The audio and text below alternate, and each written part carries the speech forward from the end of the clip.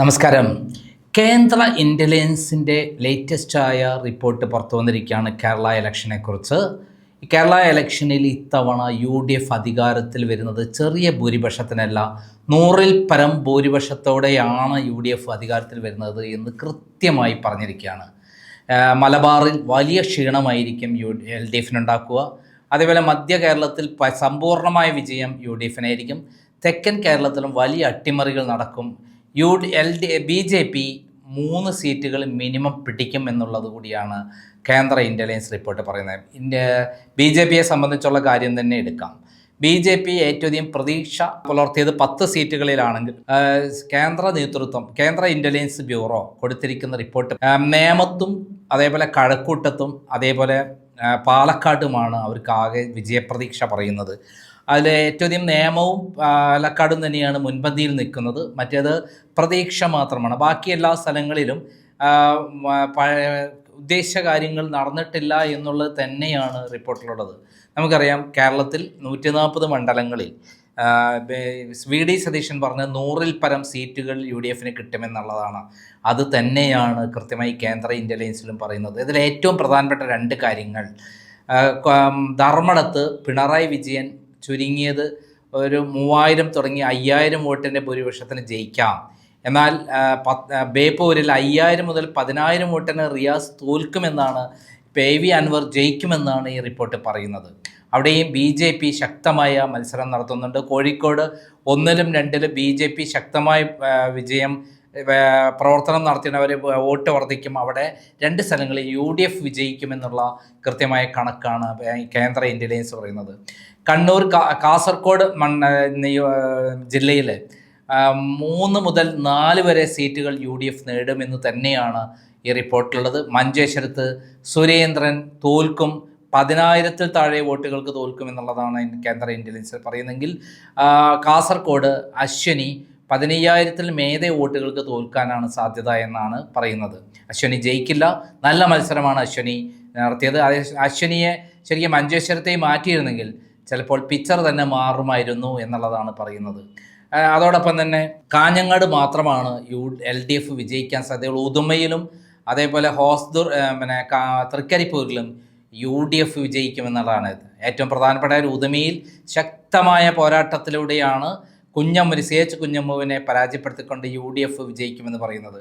ഇതേപോലെ തന്നെയാണ് തൃക്കരിപ്പൂരിൽ വലിയ ഭൂരിപക്ഷം ഉണ്ടാകുമെന്നാണ് പറയുന്നത്. ഇനി അടുത്തത് നോക്കുമ്പോൾ നമുക്ക് കണ്ണൂരാണ്. കണ്ണൂരിൽ പിണറായി വിജയൻ ഉദ്ദേശിച്ച മാതിരി ഒന്നുമല്ല കാര്യങ്ങൾ നടന്നിരിക്കുന്നത്. 6 മണ്ഡലങ്ങൾ UDF നേടുമെന്നുള്ള കൃത്യമായ വിവരമാണ് പുറത്തു വന്നിരിക്കുന്നത്. കേന്ദ്ര ഇൻ്റലിജൻസ് എടുത്തു പറയുന്ന കാര്യം, പിണറായി വിജയൻ 3000 മുതൽ 5000 വോട്ട് വരെ മാത്രമേ വിജയിക്കാൻ സാധ്യതയുള്ളൂ. മട്ടന്നൂരിലും ഇതേപോലെ തന്നെയാണ് സ്ഥിതി. അതായത് 60,000 വോട്ടിന് കഴിഞ്ഞ തവണ ശൈല ടീച്ചർ ജയിച്ച മട്ടന്നൂരിൽ ഇത്തവണ 3000 വോട്ട് ഈസി വോക്കവർ അല്ല, ശരിക്കും ഫൈറ്റ് ചെയ്തിട്ട് UDF വേർപ്പിക്കുന്നു എന്നുള്ളതാണ്. 3000 മുതൽ 5000 വരെ വോട്ടിനെ UDF വിജയിക്കും. അതേപോലെ ധർമ്മടത്ത് 3000 മുതൽ 5000 വോട്ടിന് വിജയിക്കാം എന്നുള്ളതാണ്. അതും ഒരു അങ്ങോട്ടും ഇങ്ങോട്ടും മാറാം എന്നുള്ളതിൻ്റെ സൂചനയാണ് കൃത്യമായി ഇൻ്റലിജൻസ് റിപ്പോർട്ട് പറയുന്നത്. ഇതേപോലെ തന്നെയാണ് അവിടെ കണ്ണൂർ ഇത്തവണ UDF നേടും. ഇരിക്കൂറും പേരാവൂറിനും കൂടാതെ അഴീക്കോട്, കൂത്തുപറമ്പ് തുടങ്ങിയ തളിപ്പറമ്പ് UDF നേടുമെന്നാണ് പറയുന്നത്. തളിപ്പറമ്പാണ് ഏറ്റവും. പയ്യന്നൂരിൽ നേരിയ ഭൂരിപക്ഷത്തിനായിരിക്കും CPM വിജയിക്കുക. അവിടെ വലിയ തോതിൽ വോട്ട് മുന്നേറ്റം സ്ഥാനം TK ഗോവിന്ദൻ ഉണ്ടാക്കുമെന്നുള്ളതാണ് പറയുന്നത്. അതേസമയം കല്യാശ്ശേരിയും തലശ്ശേരിയും UDF ജയിക്കില്ല. അവർ വോട്ട് നിലയിൽ വളരെ താഴേക്ക് പോകും. തലശ്ശേരിയിൽ 5000 മുതൽ 10,000 വരെയും, കല്യാശ്ശേരിയിലും അതേപോലെ അവർ 5000-നും 7000-നും ഇടയിലും ആയിരിക്കും ഭൂരിപക്ഷം. പയ്യന്നൂരിൽ ചില മാക്സിമം ഭൂരിപക്ഷം കിട്ടുക CPMന് 5000 വോട്ടായിരിക്കും എന്ന് പറയുന്നുണ്ട്. ഈ വിധത്തിൽ 11 സീറ്റിൽ 5 സീറ്റ് UDFനും 6 സീറ്റ് UDFനും എന്നാണ് റിപ്പോർട്ട് പറയുന്നത്. കോഴിക്കോടേക്ക് കടക്കുമ്പോൾ കോഴിക്കോട് 13 സീറ്റിൽ 11 സീറ്റ് UDF നേടുമെന്നാണ് പറയുന്നത്. അതേ 13 സീറ്റിൽ 11 സീറ്റ് UDF നേടുമെന്നാണ് പറയുന്നത്. കുന്നമംഗലവും തിരുവമ്പാടിയും മാത്രമാണ് LDF ജയിക്കുമെന്ന് പറയുന്നത്. എന്നാൽ ബാക്കി 11 സ്ഥലത്തും UDF വിജയിക്കുമെന്ന് പറയുന്നു. അതിൽ ഏറ്റവും പ്രധാന സ്ഥലം ബേപ്പൂരാണ്. ബേപ്പൂരിൽ മിനിമം 5000 മുതൽ 10000 വോട്ടിന് റിയാസ് തോൽക്കുമെന്നാണ് പറയുന്നത്. അതേപോലെ തന്നെ വടകരയിലും അതേപോലെ നാദാപുരത്തും കുറ്റ്യാടി, പേരാമ്പ്രയിൽ ടി.പി. രാമകൃഷ്ണൻ തോൽക്കുമെന്ന് തന്നെയാണ് പറയുന്നത്. നല്ല ഭൂരിപക്ഷത്തിന് തോൽക്കുമെന്നാണ് പറയുന്നത്. കൊയിലാണ്ടിയിൽ പ്രവീൺ കുമാർ ജയിക്കുമെന്നാണ് പറയുന്നത്, UDF കാൻഡിഡേറ്റ്. അതേപോലെ കോഴിക്കോട് 1, 2, അതേ സൗത്ത്, നോർത്ത്, ബേപ്പൂര്, അതേപോലെ കൊടുവള്ളി തുടങ്ങിയ സ്ഥലങ്ങളിൽ എല്ലാം തന്നെ UDF ചരിത്രത്തിൽ ആദ്യമായി 11 സീറ്റിൽ വിജയിക്കുന്നു എന്നുള്ളതാണ്.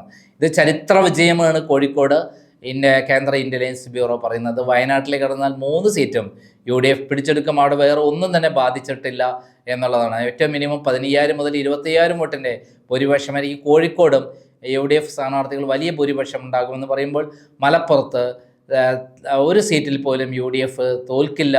അവിടെ 16 സീറ്റിൽ 16ഉം UDF നേടുമെന്നുള്ളതാണ്. 2 സീറ്റിൽ മാത്രമാണ് ഒരു ടൈറ്റ് ഫൈറ്റ് ഉള്ളത്, പൊന്നാനിയിലും തവനൂരും. അവിടെയും UDF 5000 വോട്ടിൻ്റെ താഴെയായിട്ട് വിജയിക്കാൻ സാധ്യതയുണ്ടെന്നാണ് ഇൻ്റലിജൻസ് റിപ്പോർട്ട് പറയുന്നത്. പാലക്കാടേ കടന്നാൽ പാലക്കാട് രസകരമായ കാര്യമാണ്. പാലക്കാട് ശോഭാ സുരേന്ദ്രൻ ജയിക്കുമെന്ന് തന്നെയാണ് കേന്ദ്ര ഇൻ്റലിജൻസ് പറയുന്നത്. എന്നാൽ അതേ സമയത്ത് 5 സീറ്റുകൾ കൂടുതലായി UDF പിടിച്ചെടുക്കുമെന്നും പറയുന്നു. മണ്ണാർക്കാട് നേരത്തെ ഉള്ളതാണ്. കോങ്ങാട് ജയിക്കുമെന്ന് പറയുന്നു പുതുതായിട്ട്. അതേപോലെ പട്ടാമ്പി വിജയിക്കുമെന്ന് പറയുന്നു. അതേപോലെ ചിറ്റൂർ വിജയിക്കുമെന്ന്, തൃത്താല വിജയിക്കുമെന്ന് പറയുന്നു. അങ്ങനെ 5 സീറ്റുകൾ കൂടി UDF വിജയിക്കുമെന്നുള്ളതാണ് പറയുന്നത്. ഇതിൽ ഏറ്റവും പ്രധാനം ചിറ്റൂരിൽ കൃഷ്ണൻകുടി മാറിയതോട് കൂടിയിട്ടാണ് പിക്ചർ മാറിയിരിക്കുന്നത്. പിന്നെ കോങ്ങാടാണ് പിന്നെ ഈ CPM പിടിച്ചെടുക്കാൻ പോകുന്ന ഒരു സീറ്റായി കാണുന്നത്. മണ്ണാർക്കാട് നേരത്തെയുള്ള സീറ്റാണ് നമുക്കറിയാം. പാലക്കാട് UDFന് പരാജയം ഉണ്ടാകാൻ സാധ്യതയുണ്ട്. അത് വലിയ ഭൂരിപക്ഷമായിരിക്കും. 1000 മുതൽ 2000 3000 വോട്ടിനായിരിക്കും ശോഭാ സുരേന്ദ്രൻ ജയിക്കുക എന്നും പറയുന്നുണ്ട്. അത് എത്രമാത്രം ശരിയാവും നമുക്ക് പറയാൻ പറ്റില്ല. കാരണം 2000 3000 വോട്ടൊന്നും നമുക്ക് അങ്ങോട്ടും ഇങ്ങോട്ടും അറിയാവുന്ന ഒരു വോട്ടുകളാണ്. അവിടെ മുസ്ലിം ഏകീകരണം വോട്ട് വിഭജിച്ചിട്ടുണ്ട്. LDFൻ്റെ സ്ഥാനാർത്ഥി മുസ്ലിം വോട്ടുകൾ കണ്ടമാനം പിടിക്കുമെന്നുള്ളത് കൊണ്ട് അത് UDFനെ ബാധിക്കുമെന്നാണ് കൃത്യമായി പറയുന്നത്. CPM സ്ഥാനാർത്ഥി ഒരു ബിസിനസ്സുകാരനാണ്. അദ്ദേഹം അവിടെ മുസ്ലിം വോട്ട് കൂടുതൽ വോട്ട് പിടിക്കും. കഴിഞ്ഞ തവണത്തേക്കാൾ CPM വോട്ട് പിടിക്കുന്ന മുസ്ലിം വോട്ട് 2ആയി വിഭജിക്കുന്നതിനാൽ അത് UDFനെ ബാധിക്കുമെന്നുള്ളതാണ് പറയുന്നത്. ഏകദേശം 48000 വോട്ടുള്ള സ്ഥലമാണ് പാലക്കാട് പാലക്കാട് മണ്ഡലം. ഈ മണ്ഡലത്തിലെ അതേപോലെ ഒറ്റപ്പാലത്തും ശക്തമായ മത്സരമാണുള്ളത്. അവിടെ ആര് വിജയിക്കുമെന്ന് പറയാൻ പറ്റില്ല എന്നുള്ളതാണ് ഇതിനകത്ത് പറയുന്നത്. അടുത്തത് നമ്മൾ തൃശ്ശൂരിൽ കടക്കുമ്പോൾ തൃശ്ശൂരിൽ ഇത്തവണ ശക്തമായ വിജയമാണ് UDFന് ഉണ്ടാകാൻ പോകുന്നത്. 6 സീറ്റ് വരെ UDF നിർബന്ധമായും വിജയിക്കും എന്നുള്ളതാണ് പറയുന്നത്. BJPക്ക് 1 സീറ്റും കിട്ടാൻ പോകുന്നില്ല എന്നുള്ള കാര്യം കൂടി പ്രത്യേകം എടുത്ത് പറയുന്നുണ്ട്. പിന്നെ അതിൽ ഏറ്റവും പ്രധാനപ്പെട്ടത് തൃശ്ശൂർ തന്നെ. തൃശ്ശൂർ പത്മജ വേണുഗോപാൽ തോൽക്കും. ചാലക്കുടിയിൽ UDF വിജയിക്കും. കൊടുങ്ങല്ലൂർ UDF പിടിച്ചെടുക്കും. അതേപോലെ നാട്ടിക UDF പിടിച്ചെടുക്കും. കുന്നംകുളത്ത് LDF വിജയിക്കും. ഗുരുവായൂർ UDF വിജയിക്കുമെന്നാണ് പറയുന്നത്. മണലൂരിൽ UDF വിജയിക്കും. പ്രതാപൻ വിജയിക്കുമെന്നാണ് പറയുന്നത്. അതേസമയത്ത് CPIയുടെ പരമ്പരാഗത സീറ്റായ നാട്ടിക ഇത്തവണ UDF വിജയിക്കുമെന്നാണ് പറയുന്നത്. അവിടെ വോട്ട് സ്പ്ലിറ്റായി പോയിട്ടുണ്ട്. അവിടുത്തെ CPI MLA ഇപ്പോൾ BJPയിൽ മാറിയതോടുകൂടി നല്ലൊരു ശതമാനം വോട്ട് BJP പിടിച്ചെടുക്കും. അതുകൊണ്ട് തന്നെ ആ നാട്ടികയിൽ UDF വിജയിക്കും. അതുകൊണ്ട് തന്നെ എന്നാണ് പറയുന്നത്. കയ്പമംഗലത്ത് LDF വിജയിക്കും. ഇങ്ങനെ നോക്കുമ്പോൾ 13 സീറ്റിൽ 8 സീറ്റോളം LDFന് കിട്ടും. 5 സീറ്റ് UDFന് കിട്ടും എന്നുള്ളതാണ് പറയുന്നത്. എറണാകുളത്തേത് കടക്കുമ്പോൾ മുഴുവൻ 14 സീറ്റും UDF നേടിയെടുക്കുമെന്നാണ് പറയുന്നത്. അതിലൊരു സീറ്റ് പോലും വേറെ ആർക്കും കിട്ടാൻ പോകുന്നില്ല.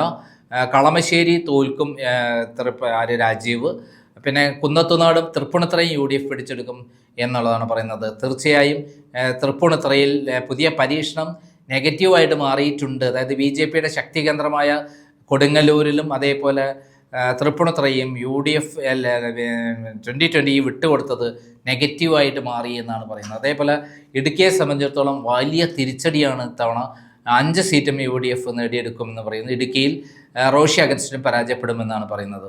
ഇതേപോലെ തന്നെയാണ് നമ്മുടെ കോട്ടയത്ത് ഇത്തവണ 9-ൽ 9 UDF നേടിയെടുക്കുമെന്നുള്ളതാണ്. കാഞ്ഞിരപ്പള്ളിയും വൈക്കം അടക്കമുള്ള മണ്ഡലങ്ങൾ UDF നേടിയെടുക്കും.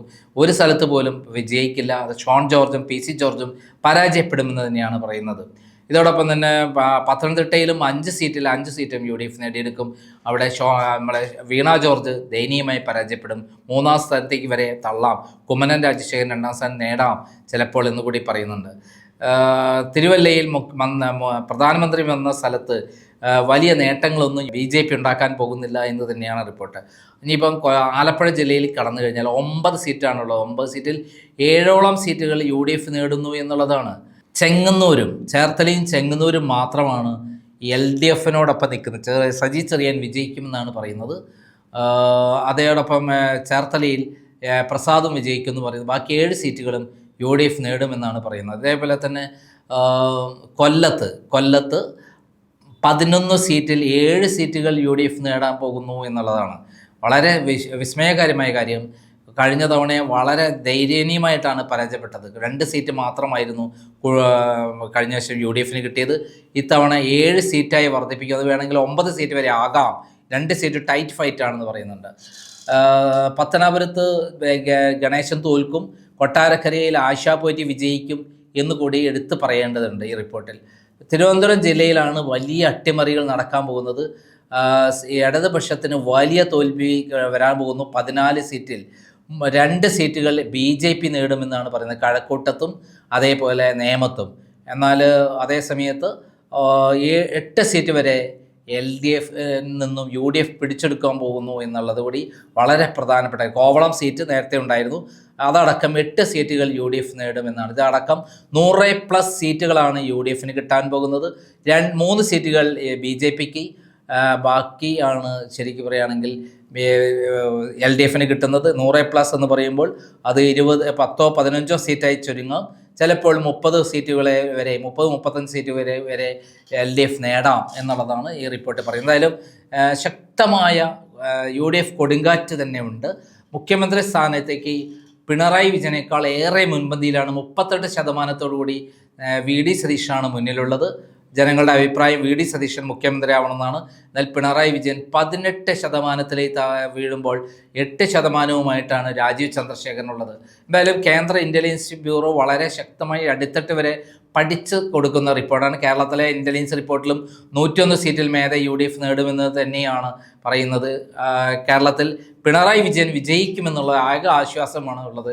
അങ്ങനെ വന്നാൽ പിണറായി വിജയൻ്റെ സ്ഥിതി എന്താണെന്ന് നമുക്കറിയില്ല. എന്തായാലും വലിയ തോതിലുള്ള തിരിച്ചടി കേരളത്തിൽ നടക്കാം. ആസാമിലും കോൺഗ്രസ്സിന് വലിയ മുന്നേറ്റമുണ്ടാക്കാൻ പറ്റുമെന്നും പുതുച്ചേരിയിൽ DMK മുന്നണി അധികാരത്തിൽ വരുമെന്നുള്ളതാണ് റിപ്പോർട്ട് പറയുന്നത്. ഈ 3 സംസ്ഥാനങ്ങളുടെ കേന്ദ്ര ഇൻ്റലിജൻസ് റിപ്പോർട്ട് പ്രകാരം ആസാമിൽ അട്ടിമറി നടക്കാം. ഈ കോൺഗ്രസ്സിന് ശക്തമായ മുന്നേറ്റം ഉണ്ടാക്കാൻ കഴിഞ്ഞിട്ടുണ്ട് എന്ന് തന്നെയാണ്. അത് ഭരണം പിടിച്ചെടുക്കുമോ ഇല്ലയോ എന്ന് കൃത്യമായിട്ടുള്ള വിവരങ്ങളില്ല. നന്ദി, നമസ്കാരം.